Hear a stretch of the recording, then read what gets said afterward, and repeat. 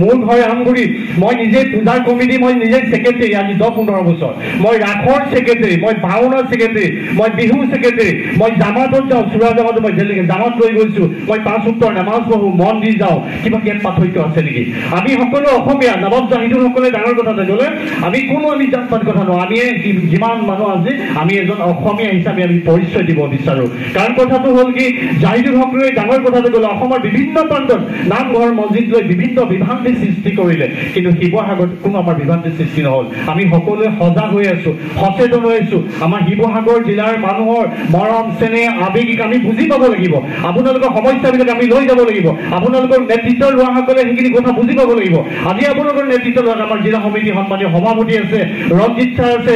পদ্মকান্ত দাস ডাঙৰীয়া আছে নৱাব জাহিদুল হক আছে আপোনালোকে সমস্যাখিনি তেখেতলোকে বুজিব পাব লাগিব আৰু সেই সমস্যাখিনি বিধায়কৰ ডাঙৰীয়া ক'ব পাৰিব লাগিব কিন্তু আপোনালোকে হয়তো আবেগিক হৈ যাব খুব হয় কেতিয়াবা হয়তো বিধায়কক লগ নাপাব পাৰে বিধায়কক লগ নোপোৱাৰ কোনো কথাই নাহে বিধায়কে নিৰ্দিষ্টকৈ এটা ঘৰ থকা নাই আপোনালোকৰ ৰাজহুৱা মানুহখিনি লগ কৰিব কাৰণে আপোনালোকক লগ কৰিব পাবনে চাৰ্কিট হাউচত থাকে আপোনালোকে জানেই 5টা বজাৰ পৰা ৰাতি 12টা বজালৈকে আপোনালোকৰ কাৰণে তাত ৰৈ থাকে অকল আপোনালোকৰ সমস্যাৰ কাৰণে আজিও এই সভাখনত থাকিলেহেঁতেন কিন্তু উপ নিৰ্বাচনৰ কাৰণে ভাৰত ব্যস্ত হৈ থকাৰ কাৰণে আহিব পৰা নাই মই আপোনালোকক বিশেষ কথা ক'ব লাগিব মই এটাই অনুৰোধ আপোনালোকে সদায় আজি যিখন মাইনৰিটি খুব চেল গঠন হ'ব সেইখন আপোনালোকক আগতীয়াকৈ শুভেচ্ছা জনাইছোঁ আপোনালোকে মাইনৰিটি গঠন হ'ল বুলি অকল মাইনৰিটি গোখৰ অকল সমস্যাক লৈ আপোনালোকে নাথাকিব আমাৰ সকলোৰে দায়িত্ব আছে মই নিজে খাই মোৰ নিজৰ বন্ধুজনকো সহায় কৰিব লাগিব পিছৰ আপুনি গাঁৱৰ মানুহজনকো সহায় কৰিব লাগিব সেইকাৰণে অকল মাইনৰিটি কৰি থাকিলে আমি কিন্তু কোনো সফল হ'ব নোৱাৰিম কিন্তু প্ৰত্যেকটো ৰাজনৈতিক দলৰ মাইনৰিটি কোপ থাকে বুলি এই কথাটো আমাৰ নৱাব জাহিদুল হকে আমাৰ তামুলী চাই কথা ক'লে কিন্তু আমাৰ এইটো উদ্দেশ্য নহয় এই মাইনৰিটি কোপখিনিৰ কাৰণে আমি অকল যদি এই কোপখন গঠন কৰি যিখন গঠন কৰা হ'ব আজি এই কোপখনৰ দায়িত্ব শিৱসাগৰ জিলাৰ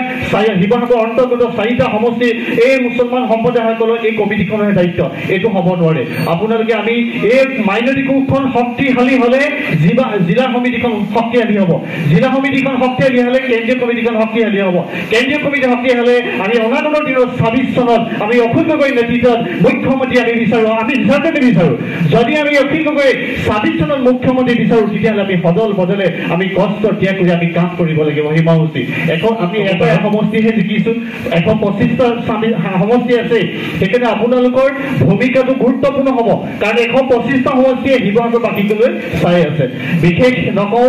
কথা ক'ব নাজানো মই আগতে কৈছোঁ কথা ক'ব শিকিবৰ কাৰণে চেষ্টা কৰিছোঁ আপোনালোকে যথেষ্ট অভিজ্ঞ জ্ঞানী ব্যক্তিসকল আছে আপোনালোকে আমাকো জিলা সমিতিখনক শক্তিশালী কৰাত সহায় কৰক সমষ্টি কমিটিখনক সহায় কৰক আৰু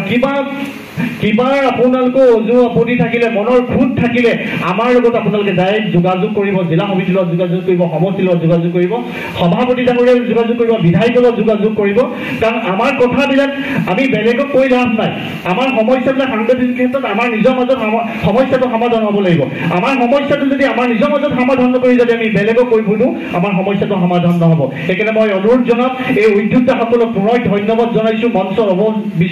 অপবিষ্ট থকা সন্মানীয় বিশিষ্ট ব্যক্তিসকলক ধন্যবাদ জনাইছোঁ আৰু এই মঞ্চত আপোনালোকে সন্মানীয় সকলো নমস্য ব্যক্তিসকলক ধন্যবাদ জনাব সামৰণি মাৰিলোঁ ধন্যবাদ